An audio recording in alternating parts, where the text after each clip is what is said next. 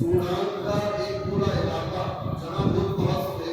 وہاں انہوں نے محنتیں کی اور باقاعدہ ایک آزاد مسیحی ریاست بنا لی ہے